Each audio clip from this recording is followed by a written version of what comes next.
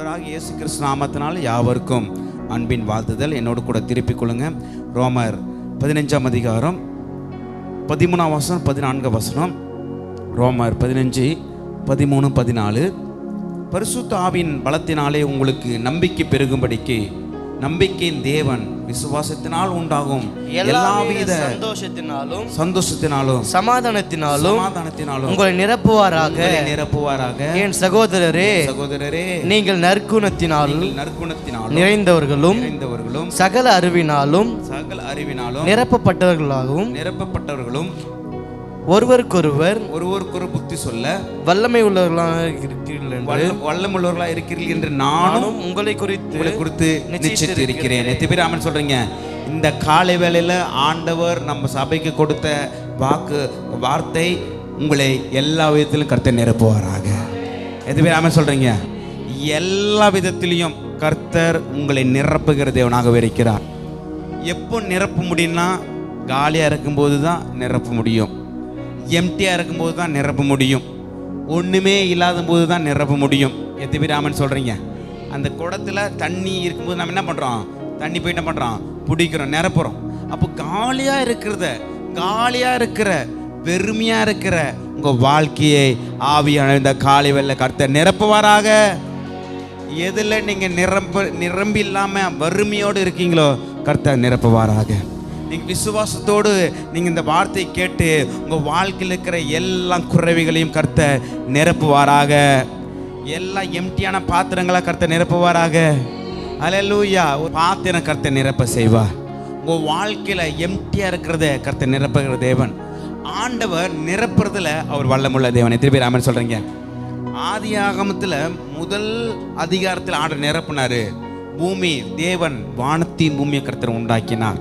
பூமியானது ஒழுங்கின்மையும் வெறுமையாக இருந்தது.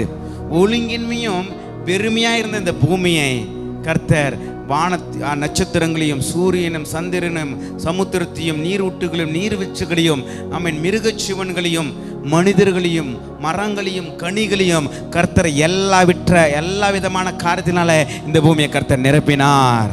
எது பேர் ஆமென் சொல்றீங்க? உங்கள் வாழ்க்கையில் வெறுமையாக இருக்கிற உங்கள் வாழ்க்கையை, நீங்கள் ஏதோ ஒரு காரியத்தை தேவையோடு வந்திருக்க உங்கள் வாழ்க்கையை கர்த்தர் நிரப்புவாராக. எத்தனை பேர் ஆமென் சொல்கிறீங்க? நீங்கள் எனக்கு ஒரு ஆசை என்னன்னா, எனக்கு ₹1 கூட கடன் இல்லை அப்படி சொல்லி நீங்கள் முன்னாடி வந்து சாட்சி சொல்லணும். அதோட பெரிய சந்தோஷம் எனக்கு எதுவுமே இல்லை. எத்தனை பேர் ஆமென் சொல்கிறீங்க? எனக்கு ₹1 லோன்கார் கட்ட தேவையில்ல, தண்டல்காரன் கட்ட தேவையில்ல, ஒரு நகை கூட மார்பிள் கடையில் நாங்கள் விற்கல, பேங்க்கில் இல்லை, ₹1 கடன் இல்லாமல் கர்த்தர் என்னை ஆசீர்வதிக்கிறார் என்று கர்த்தர் அநேக பேரை சாட்சிகளை கர்த்தர் எழுப்புவாராக.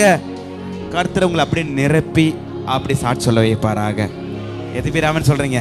எல்லா வேதம் சொல்கிறது பரிசுத்த ஆவியின் பலத்தினாலே உங்களுக்கு நம்பிக்கை பெருகும்படிக்கு நம்பிக்கையின் தேவன் விசுவாசத்தினால் உண்டாகும் எல்லாவித சந்தோஷத்தினாலும் சமாதானத்தினாலும் உங்களை நிரப்புவாராக. பகல் சொல்லுங்க, சவுண்டா சொல்லுங்க. பரிசுத்த ஆவியின் பலத்தினாலே உங்களுக்கு நம்பிக்கை பெருகும்படிக்கு நம்பிக்கையின் தேவன் எல்லாவித சந்தோஷத்தினால சமாதானத்தினாலும் உங்களை நிரப்புவாராக. எத்தனை பேர் ஆமென் சொல்றீங்க? எல்லாவித சந்தோஷத்தினால சமாதானத்தினால கர்த்தர் நிரப்புவாராக. ஆண்டவர் நம்மளை ஆசீர்வதித்தார்னா அதோடு கூட வேதனை கூட்ட மாட்டார். எத்தனை பேர் ஆமென் சொல்கிறீங்க? எத்தனை பேருக்கு நிறைய கோடிக்கணக்கில் பணம் இருக்கும், சொத்துக்கள் இருக்கும், ஆனால் அவங்களுக்கு சமாதானம் இருக்காது. நம்ம நிம்மதியாக நம்ம நைட்டில் நல்லா தூக்கம் வருதுங்களா? உங்களை விட பாக்கியவான்கள் யாருமே கிடையாது. எத்தனை பேர் தூக்கம் இல்லாமல் கஷ்டப்பட்டுன்னு இருக்காங்க? எல்லாவித சந்தோஷத்தினால சமாதானத்தினால் கர்த்தர் நிரப்புவாராக. எத்தனை பேர் ஆமென் சொல்கிறீங்க? திருமணம் ஆகாத பிள்ளைகளுக்கு திருமண காரியத்தை கர்த்தர் ஆசீர்வதித்து உங்கள் குடும்பத்தை சந்தோஷத்தினால சமாதானத்தில் கர்த்தர் நிரப்புவாராக. பிள்ளை இல்லாத குடும்பங்களுக்கு இன்னும் குழந்தை பாக்கி இல்லாதவர்களுக்கு குழந்தை ஆசீர்வாதத்தை கர்த்தர் கொடுத்து எல்லாவித சந்தோஷ சமாதானத்தில் கர்த்தர் நிரப்புவாராக. கடனோடு இருக்கிறவர்களுக்கு ₹1 கடன் கூட இல்லை என்று சொல்லத்தக்கதான சாட்சி சொல்லத்தக்கதான ஆசீர்வாதத்தினால கர்த்தர் உங்களை நிரப்புவாராக. எத்தனை பேர் ஆமென் சொல்றீங்க? அவர் நிரப்புகிற தேவன். வெறுமையும் ஒழுங்கின்மையாக இருந்த பூமியை கர்த்தர் நிரப்பினது போல உங்கள் வாழ்க்கையில் எல்லாவித சந்தோஷத்தினாலும் சமாதானத்தினாலும் கர்த்தர் நிரப்புவாராக. எந்த காரியத்தில் நீங்கள் சந்தோஷத்தை இழந்திருக்கீங்க, எந்த காரியத்தில் நீங்கள் மகிழ்ச்சி இழந்திருக்கீங்க, எந்த காரியத்தினால நீங்கள் தூக்கம் இல்லாமல் இருக்கீங்க, எந்த காரியத்தில் நீங்கள் கண்ணீர் வெடித்து கொண்டிருக்கீங்க, அந்த காரியத்தினாலேயே அந்த காரியத்தை எல்லாம் மாற்றி எல்லாவித சந்தோஷத்தினால சமாதானத்தினால் கர்த்தர் உங்களை நிரப்புவாராக, பரிசுத்தாவில் நிரப்புவாராக, எல்லாவித சந்தோஷத்தினால கர்த்தர் நிரப்புவாராக. எத்தனை பேர் ஆமென் சொல்றீங்க? அதான் நான் வேதத்தில் பார்க்கும்போது நிரப்புகிற தேவன் போல இந்த உலகத்தில் இந்த பூமியில் யாருமே கிடையாது. நம்ம சபையை கர்த்தர் இன்னும் பள்ளிக்கு பெருக கர்த்தர் நிரப்புவாராக. எத்தனை பேர் ஆமென் சொல்றீங்க? நம்ம பிள்ளைகள் நல்லா படிச்சுட்டு உயர்வான அதிகாரத்தில் கர்த்தர் நிரம்பி வழிகிற ஆசீர்வாதத்தை கர்த்தர் நிரப்புவாராக. சங்கீதக்காரர் சொல்றாரு, என் பாத்திரம் நிரம்பி வழிகிறது. சொல்லுங்க, என் பாத்திரம் என் சத்துருக்களுக்கு முன்பாக எனக்கு ஒரு பந்தி ஆயத்தப்படுத்தி என் தலையை எண்ணெயால் அபிஷேகம் பண்ணுகிறீர். என் பாத்திரம் நிரம்பி வழிகிறது. கரங்களை தட்டி மகியம் பார்த்துங்க. எத்தனை பேர் ஆமென் சொல்றீங்க?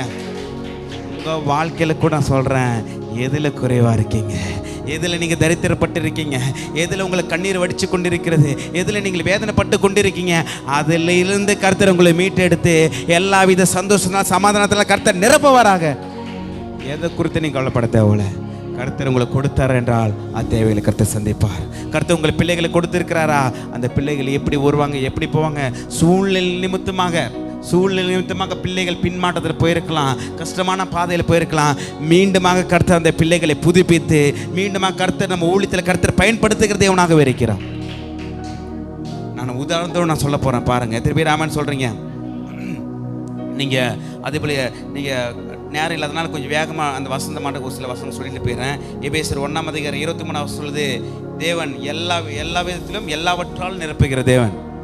எபேசியர் 1:23 எல்லாவற்றாலும் நிரப்புகிற தேவன். பகல் பார்த்து சொல்லுங்க, எல்லாவற்றையும் உங்கள் வாழ்க்கையில் இருக்கிற எல்லா குறைகளையும்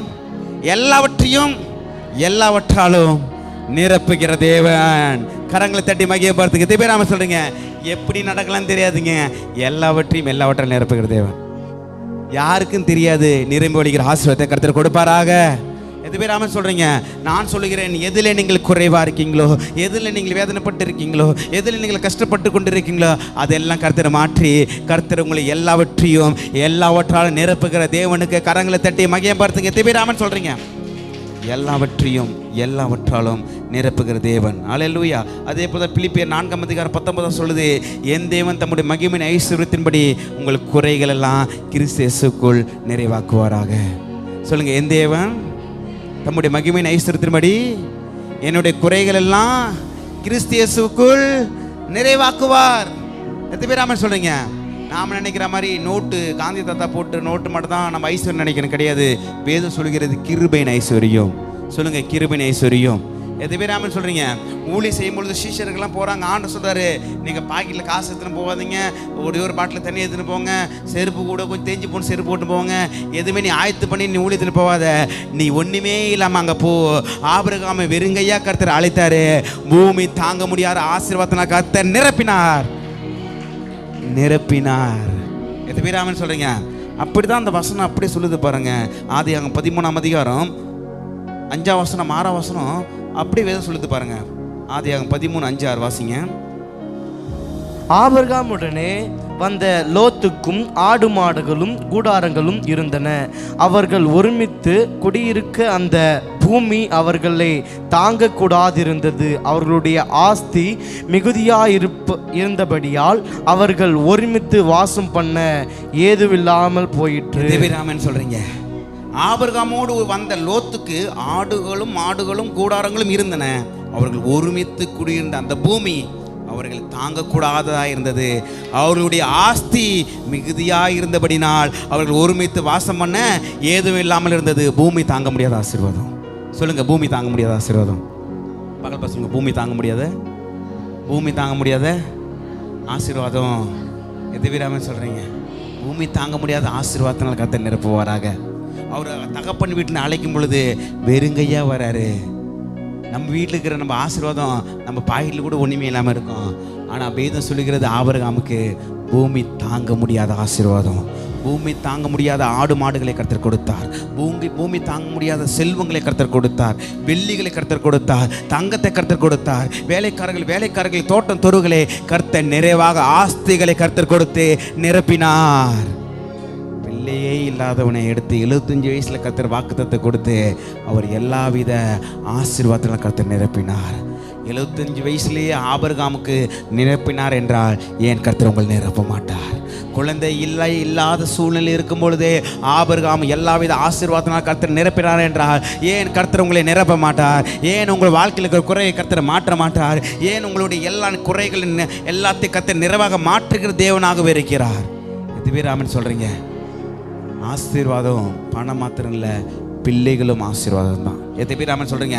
அப்படி தான் அந்த சாரளமா அந்த சம்பவத்தில் நிறைய பேர் நம்ம நினச்சிருக்கிறோம், நான் பாவம் செஞ்சுட்டேன், நான் ஆண்டவர் வீட்டு பின்மாடத்தில் போயிட்டேன், தூரமாக போயிட்டேன். அப்படிலாம் கிடையாது. பெரிய விசுவாசத்தை குறித்து ஆபிரகாம் விசுவாசம் தகப்பன் என்று வேதம் சொல்லுகிறது.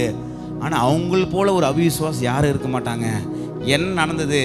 ஆண்டவர் வாக்குத்தத்தை கர்த்தர் கொடுத்துட்டாரு. இவங்களுக்கு குழந்தை பாக்கி இல்லை என்று நினச்சிட்டு இனி குழந்தை பிறக்காதுன்னு சொல்லி ஆபிரகாமுக்கு வேலைக்காரை பிடிச்சி ஆபிரகாமுக்கு கட்டி வச்சிருவாங்க சாராளம்மா. திருவிராமன் சொல்கிறீங்க. நீங்கள் எடுத்து படித்து பார்த்தீங்கன்னா ஆதியாகமம் 16ஆம் அதிகாரம் 1ஆம் வசனம் 2ஆம் வசனம் படித்து பார்த்தீங்கன்னா 1ஆம் வசனம் 2ஆம் வசனம் படித்து பார்த்தீங்கன்னா ஆபிரகாமுடைய மனைவியாக சாராளுக்கு பிள்ளை இல்லாது இருந்தது. என்ன இல்லாது இருந்தது? பிள்ளை இல்லாது இருந்தது. எகிப்து தேசத்திலாகிய ஆகார் என்னும் பேர் கொண்ட ஒரு அடிமை பெண் அவளுக்கு இருந்தால். சாராள் ஆபிரகாமை நோக்கி, நான் பிள்ளை பெறாதபடிக்கு கர்த்தர் என் கர்ப்பத்தை அடைத்திருக்கிறார், என் அடிமை பெண்ணோடு சேரும், ஒருவேளை அவளால் என் வீடு கட்டப்படும் என்றால் சாராயின் வார்த்தைக்கு ஆபிரகாம் செவி சாய்த்தான். எதுவே ராமன் சொல்றீங்க. ஆதியாகமம் 12ஆம் அதிகாரத்தில் ஆண்டவர் சொல்றாரு, உன்னை நான் பெரிய ஜாதியாக்குவேன், உன்னிடத்து பெரிய ராஜாக்கு எழும்புவார்கள் என்று ஆண்டவர் சொல்லிட்டாரு. இருந்தாலும் கூட குழந்தை இல்லை, அவங்களுக்கு ப்ரெஷர் அதிகமாகுது, எனக்கு ரொம்ப வயசாகுது, என் கற்பம் செத்து போயிடுச்சு, வேறு வழியே இல்லை, வேறு வாய்ப்பே இல்லை, எனக்கு ஒரு குழந்தை பாக்கி எனக்கு கிடைக்கிறது வேறு வழியே இல்லை. ஒருவேளை எங்கள் வீட்டில் இருக்கிற வேலைக்கார பொண்ணா என் கணவனுக்கு கட்டி வச்சு எனக்கு பிள்ளை பிறக்கன்னு சொன்னதுனால இவரும் அந்தம்மா செவி சாய்ச்சிட்டாங்க. இவங்களுக்கு அவிசுவாசம் விட்டது. சாராளமாக்கும் அவிசுவாசம் விட்டது. அந்த சாராளுடைய பேச்சு கேட்ட ஆபிரகாமுக்கும் அவிசுவாசம் விட்டது. இவங்களுக்கு குறித்த திட்டத்தை இவங்களுக்கு தெரியல. இவங்களுக்கு அவிசுவாசம் வந்தாலும் இவங்களும் பின்மாற்றத்தில் போனாலும் கர்த்தர் கொடுத்த திட்டத்தை கர்த்தர் மாற்றவில்லை. அவர்கள் மூலியமாக கர்த்தர் நிறைவேற்ற கர்த்தர் முடித்தார். நீங்க எப்படி இருக்குன்னு ஆண்டவர் பார்க்கல, உங்க மேல இருக்கிற திட்டம் பெரிதாக இருக்கிறது. உங்களுடைய திட்டத்தை ஆண்டவர் பார்க்கல, நீங்கள் என்ன செஞ்சு கொண்டு ஆண்டவர் பார்க்கல.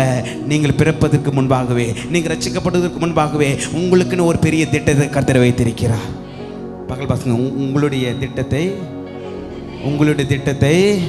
உங்களுடைய பாவத்தை, உங்களுடைய செயல்களை பார்த்து அவருடைய திட்டத்தை மாற்ற மாட்டார். அவருடைய திட்டத்தை தரிசனத்தை உங்கள் மூலியமாக நிறைவேற்றி முடிப்பார். கரங்களை தட்டி மகியம் பார்த்துக்க தேவையில்லாம சொல்றீங்க. இந்த அம்மா திட்டத்தை மாற்றிட்டாங்க, ஆண்டவர் திட்டத்தை மாற்றவில்லை. 16ஆம் அதிகாரத்தில் ஆகாருக்கு அவங்களுக்கு இஸ்மவேல் பிறந்த போது, ஆனால் 17ஆம் வசனத்துலேயே ஆண்டவர் மறுபடியும் சொல்கிறாரு. 21ஆம் வசனம் 17:21 வருகிற வருஷத்தில் குறித்த காலத்திலே சாராள் உனக்கு பெறப்போகிற ஈசாக்கோடு நான் என் உடன்படிக்கையை ஏற்படுத்துவேன். எதிராமன் சொல்கிறீங்க. குழந்தை இல்லை, அடுத்த வருஷம் குழந்தை பிறக்க போது அந்த குழந்தைக்கு ஈசாக்குன்னு ஆண்டவர் பேர் வைக்கிறாரு. இது வீராமன் சொல்றீங்க. திட்டத்தை மாத்திட்டாங்க. அந்த அம்மா சாராளம் என்ன பண்ணிட்டாங்க? திட்டத்தை மாத்திட்டாங்க. எனக்கு குழந்தை பிறப்பதுக்கு வேறு வாய்ப்பே கிடையாது, வேறு வழியே கிடையாது, என்னுடைய வேலைக்கார பெண்ணோடு ஒரு குழந்தை பிறகு சொல்லிட்டு திருமணத்தை பண்ணிடுறாங்க. இந்த ஐயாவும் செவியை சாய்ச்சிடுறாங்க. இந்த அம்மா திட்டத்தை மாற்றினாலும் ஆண்டவர் திட்டத்தை மாற்றவில்லை. ஆண்டவர் திட்டத்தை மாற்றவில்லை. நீங்கள் செய்து கொண்டிருக்கிற எந்த ஒரு செயலும் தேவனுடைய திட்டத்தை மாற்ற முடியாது. எப்படியாவது உங்கள் மூலியமாக கர்த்தர் நிறைவேற்றி முடிப்பாராக. கரங்களை தட்டி மகிமைப்படுத்துங்க. திபேராமன் சொல்றீங்க. சாராளாமுக்கு அவிசுவாசம் விட்டது, ஆபிரகாமுக்கு ஐயாவுக்கும் அவிசுவாசம் விட்டது. ஆனால் கர்த்தர் அவர்களை பிடித்து என்ன சொல்றாரு? உனக்கு பிள்ளை பிறக்குன்னு சொல்றாரு. 17 வசனத்தில் முன்னாடி வசனம் ஒரு சில வசனம் படிச்சு பார்த்து ரொம்ப அழகா இருக்கு பாருங்க. 6ஆம் வசனம் 17:6 மைக்கில் படிங்க. உன்னை மிகவும் அதிகமாய் பழுக பண்ணி உன்னிலே ஜாதிகளை உண்டாக்குவேன், உன்னிடத்திலிருந்து ராஜாக்கள் தோன்றுவார்கள். அல்லேலூயா, அல்லேலூயா. என்ன சொல்ற பாருங்க. உன்னை மிகவும், பக்கல் பசங்க, உன்னை சத்தமாக சொல்லுங்க. உன்னை மிகவும் அதிகமாய் பழுக பண்ணி உன்னிலே ஜாதிகளை உண்டாக்குவேன், உன்னிடத்தில் ராஜாக்கள் தோன்றுவார்கள்.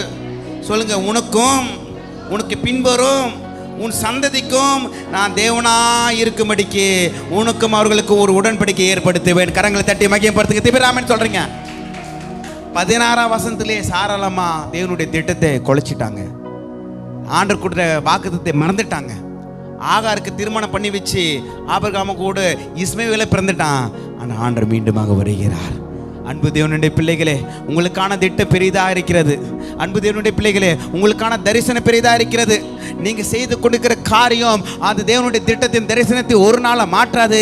எப்படியாவது கர்த்தர் உங்களை குணப்படுத்தி கர்த்தர் மீண்டுமாக கர்த்தர் பயன்படுத்தி உயர்த்துகிற தேவனாக இருக்கிறார். காயப்படுத்தி கட்டு போடும் கர்த்தரே, என்னை அடித்தாலும் அணைக்கின்ற அன்பரே. பாலமாப்பா. காயப்படுத்தி கட்டு போடும் கர்த்தரே, என்னை அடித்தாலும் அணைக்கின்ற அன்பரே, உமக்கே ஆராதனை. என் உயிருள்ள நாளெல்லாம் உமக்கே ஆராதனை. என் உயிருள்ள நாளெல்லாம். திபிராமன் சொல்றீங்க. ஆபிரகாமுக்கும் மனைவிக்கும் சம பிரஷர் குழந்தையில். அதனால ஒருவேளை இந்த அடிமை பெண்ணோடு சேரும் என் வீடு இவளால் கட்டப்படும். திபிராமன் சொல்றீங்க. பிள்ளைகள்னால உங்க வீடு கட்டப்படும். பிள்ளையினால உங்க வீடு எல்லாவித சந்தோஷத்தினால சமாதானத்தினால கர்த்தர் நிரப்புவாராக. அதான் தான் ஆண்டவர் வாக்குத்தத்தத்தை கொடுத்திருக்காரு. நீ உன் பிள்ளைகள் வாழ்வை காண்பீர்கள். இதுதான் எல்லாவித சந்தோஷத்தினால் கர்த்தர் உங்களை நிரப்புகிற தேவனாக இருக்கிறார். திபிராமன் சொல்றீங்க. 100 வயசானாலும் முடி நினைக்காத, உண்மையாவே தோல் சுருங்காது.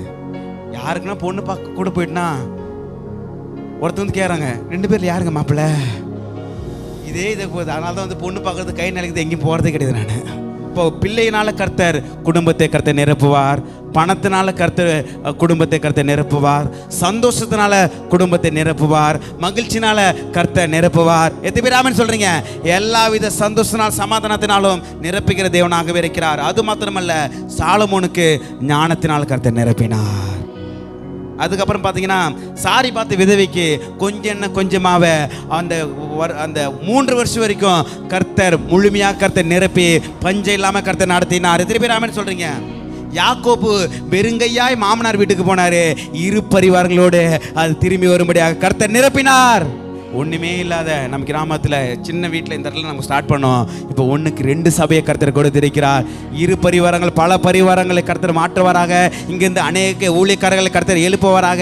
அநேக பேருக்கு சுவிசேஷம் அறிவிக்கிற பாத்திரமாக கர்த்தர் நம்மளை பயன்படுத்துவாராக. எது பேர் சொல்கிறீங்க? எல்லாரும் நீங்கள் ஊழி சரிங்களோ இல்லையோ 1 வருஷம் 2 வருஷம் ஒதுக்கி பைபிள் காலேஜ் போய் படிங்க. இன்னும் கொஞ்சம் தெரிஞ்சுப்பீங்க. ஐசாக் எல்லாருமே நீங்கள் பைபிள் காலேஜ் படித்து வேதம் சொல்லுகிறது நீங்க ராஜரிக ஆசாரிய கூட்டமாக இருக்க வேண்டும். எது பேர் ஆமென் சொல்றீங்க? எல்லாவித சந்தோஷத்தினாலும் சமாதானத்தினாலும் ஞானத்தினால கர்த்தர் நிரப்புவாராக. சாலமோனுக்கு ஞானத்தினால கர்த்தர் நிரப்புகிற தேவன் கர்த்தர் உங்களுக்கும் உங்க பிள்ளைகளுக்கு ஞானத்தினால கர்த்தர் நிரப்புவாராக. சாரி பார்த்து விதவை வீட்டில் வறுமையை கர்த்தர் ஒழித்து செழிப்பை கர்த்தர் நிரப்பினது போல கர்த்தர் உங்க வாழ்க்கையில கர்த்தர் நிரப்புவாராக. யாக்கோபு வெறுங்கையா போன யாக்கோபு 2 பரிவாரங்களை கர்த்தர் நிரப்பினது போல உங்க வாழ்க்கையில பல பரிவாரங்களை கொடுத்த கர்த்தர் நிரப்புவாராக. எத்தனை பேர் ஆமென் சொல்றீங்க? இன்னும் அது நிறைய காரியங்கள் இருக்குது. நேரம் போது அது வேகம் முடிச்சிடறேன். அப்போஸ்தலர் 2ஆம் அதிகாரத்தில் பரிசுத்த ஆவினால எல்லாரும் நிரப்பப்பட்டார்கள். பெந்தெகோஸ்து நாளில் எல்லாரும் நிரப்பப்பட்டார்கள். எத்தனை பேர் ஆமென் சொல்றீங்க? பரிசுத்த ஆவினாலே கர்த்தர் உங்களை நிரப்புவாராக. அந்த வசனமாக தான் சொல்லுது, பரிசுத்த ஆவியின் பலத்தினாலே உங்களுக்கு நம்பிக்கை பெருகும்படி நம்பிக்கை தேவன் விசுவாசத்தினால் உண்டாகும் எல்லாவித சந்தோஷத்தினாலும் சமாதானத்தினாலும் கர்த்தர் உங்களை நிரப்புவாராக. ஒரு காரியமாக வேகமாக நான் சொல்லி முடிக்கிறேன். யோவான் 4ஆம் அதிகாரத்தில் அங்கே சமரியா ஸ்திரீ கேள்விப்பட்டிருங்களா? சமரியா ஸ்திரீ அவங்க என்ன பண்ணுவாங்க? அங்கே ஒரு கிணத்துலேருந்து தண்ணி முள்ள வருவாங்க. தண்ணி முள்ள வரும்போது ஆண்டவன் தாகத்துக்கு தண்ணி கேட்பாரு. இந்த அம்மா சொல்லுவாங்க, உங்களுக்கு கிணறு ஆழமாக இருக்குது, உங்ககிட்ட பாத்திரமே இல்லையே, எப்படி தண்ணி கிடைக்கும் அப்படி சொல்லுவார். ஆண்டு சொல்லுவார், நான் கேட்குற யார் தெரிஞ்சனா உனக்கு நான் ஜீவ தண்ணீர் நான் கொடுப்பேன். எத்தனை பேர் ஆமென் சொல்கிறீங்க? அதான் வசனம் சொல்லுது பாருங்கள். 4:8 படித்து பார்த்தீங்கன்னா, அப்பொழுது சமரியா நாட்டாளாகிய ஒரு ஸ்திரீ தண்ணீர் முள்ள வந்தால் இயேசு அவளை நோக்கி தாகத்துக்கு தா என்றார்.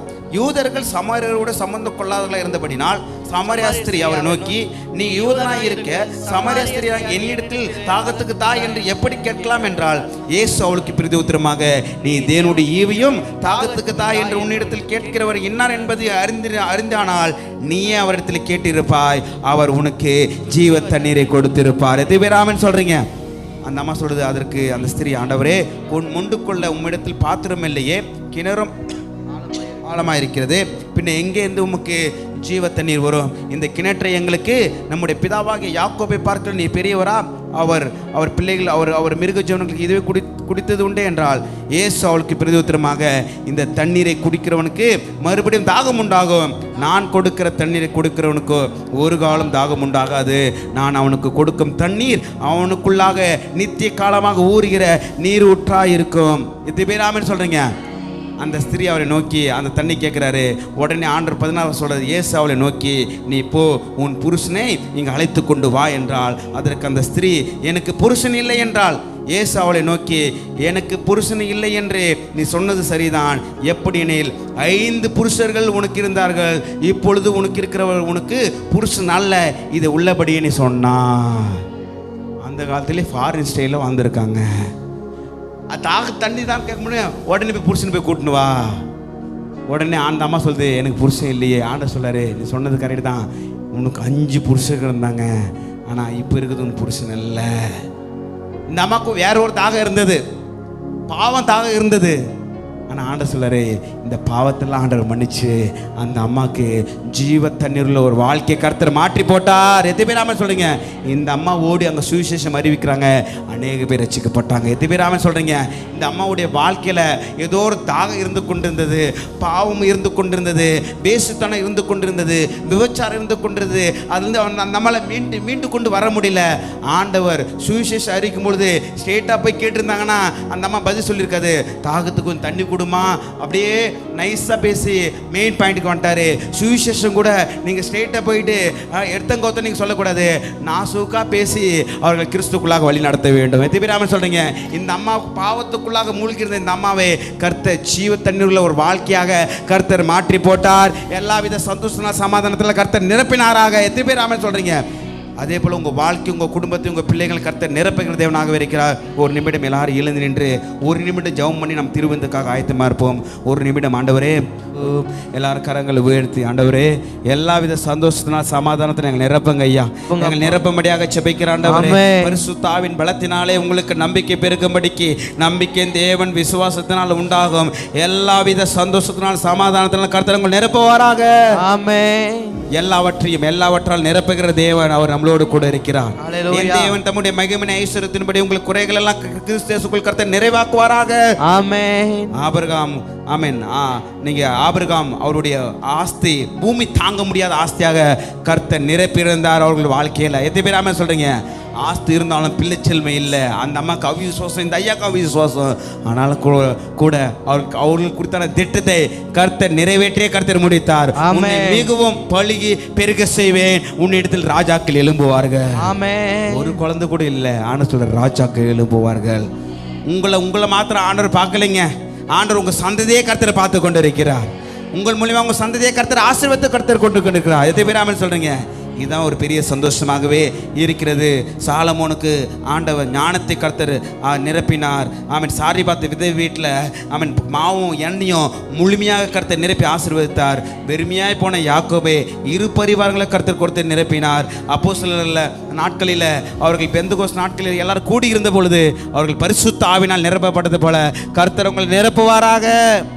சமரியா ஸ்திரீனுடைய வாழ்க்கையில பாவத்தில் மூழ்கியிருந்த அந்த அம்மாவுடைய வாழ்க்கையில கர்த்தர் ஜீவ ஊற்று போல அவர்கள் வாழ்க்கையை ஆண்டவர் பாவத்தை மன்னித்து நீதியான ஒரு வாழ்க்கையை வாழ அந்த பிள்ளைக்கு அந்த சகோதரிக்கு ஒரு ரட்சிப்பை கர்த்தர் கொடுத்து எல்லாவித சந்தோஷம் சமாதானம் கர்த்தர் நிரப்பினது போல கர்த்தர் உங்களை கர்த்தர் நிரப்புவாராக. ஹல்லேலூயா. கிருபையினால் மூடிக்கொள்வீராக. இயேசு கிறிஸ்து மூலம் நல்ல பிதாவே.